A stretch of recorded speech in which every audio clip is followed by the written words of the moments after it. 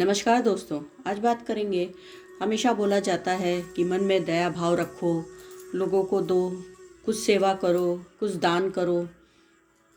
आज इसको एक और पौराणिक कथा से समझते हैं। एक बार की बात है, एक व्यक्ति बहुत अच्छा खासा धनी सेठ था, लेकिन फिर भी वो लक्ष्मी और विष्णु जी की पूजा करके खुश करना चाहता था उनको। और आखिर में एक दिन उसने लक्ष्मी जी को प्रसन्न कर लिया। लक्ष्मी जी आई और अंगूठी दे करके अंतर्ध्यान हो गई। उस दिन बस उसको उसने वो अंगूठी पहनी और अब वो मन में बस विचार करता कि मुझे ये खाना है और सामने प्लेट आ जाती। वो सोचा मेरा घर ऐसा हो जाए, वैसा हो गया। धनी व्यक्ति तो था ही, उसने सोचा मैं बहुत बड़ा मकान बना लूँ। वो भी तुरंत, मतलब इतनी जल्दी हो रहा था कि उसको आश्चर्य नहीं हो रहा था। अब कहते ही हैं कि जैसे जैसे धन आता जाता है वैसे वैसे व्यक्ति का घमंड भी आता जाता है। तो वैसा ही हुआ। अब वो धीरे धीरे जो भी निर्धन व्यक्ति थे उनसे ईर्ष्या करने लगा और अपने आप को बहुत बड़ा आदमी समझने लगा। एक बार की बात है, बहुत तूफान आ रहा था गांव में। सबके घर उड़ गए, पानी में बह गए। और तब तक वो देखता है कि एक बुढ़िया आ रही है। उसने द्वारपालों से बोला कि दरवाज़ा बंद करो।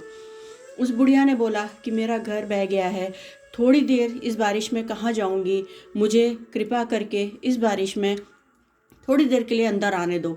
उसने बोला नहीं नहीं, बाहर निकलो, कोई ज़रूरत नहीं है तुम्हें यहाँ आने की। यहाँ पे तुम जैसे लोगों के लिए कोई जगह नहीं है। उसने बोला सिर्फ मुझे इस बारिश रुकने तक के लिए जगह दे दो, भगवान तुम्हारा भला करेगा और इस तरह की चीज़ें। लेकिन उसके मन में एक भी परसेंट कोई भाव नहीं आया और उसने ज़बरदस्ती करके उस बुढ़िया को बाहर निकलवा दिया।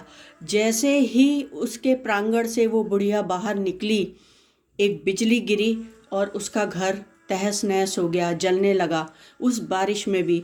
और 1 मिनट के अंदर उसकी अंगूठी भी गायब हो गई और वो वापस से जितना था उससे भी नीचे आके निर्धन हो चुका था। वो उस बुढ़िया को ढूंढ रहा था कि एक बार मुझे मिल जाए, कहीं गलती हुई है, लेकिन ऐसा दोबारा नहीं हुआ।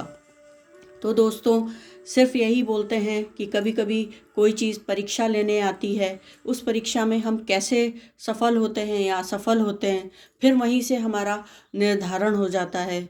तो जाहिर सी बात है, कमज़ोर निर्धन पे हमें दया करनी चाहिए और उनका दुख दर्द समझ के जो भी बन पड़ता है वो ज़रूर करना चाहिए।